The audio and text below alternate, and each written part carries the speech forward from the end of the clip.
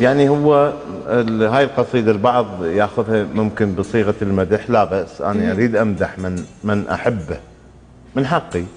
دول الخليج الآن تتغنى بناس يعني حتى احنا ما نحبهم.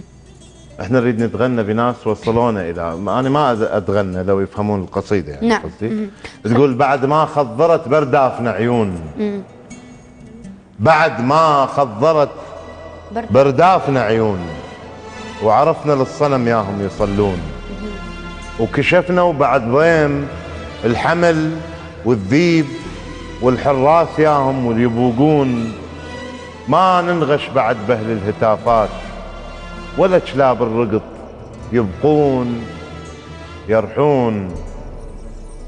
اللي يهمنا وصدق بس اللي انتخبناه، الإله وربعه جسر صرنا ويعبرون، بثمن دم الجهال اختارت الناس، وعقب الأمنينا باكر يخون.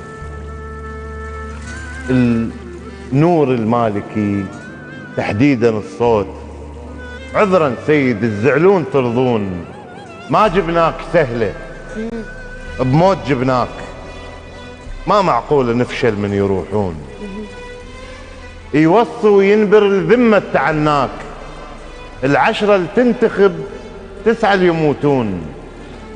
لا سباب تمت قشمرت بيك، ولا انت حشاك من اللي يغشون، ولا احنا بعد كل هالتفاصيل خلق عندنا نسامح للي يعيلون.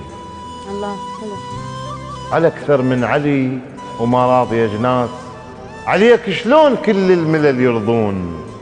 تقطعنا وصل يم الصناديق، لا ترضانا انت الناس يودون. الله. لا ترضانا انت الناس يودون. الله. اتمنى ان يعني يرضانا العاليه وفوق ازيد.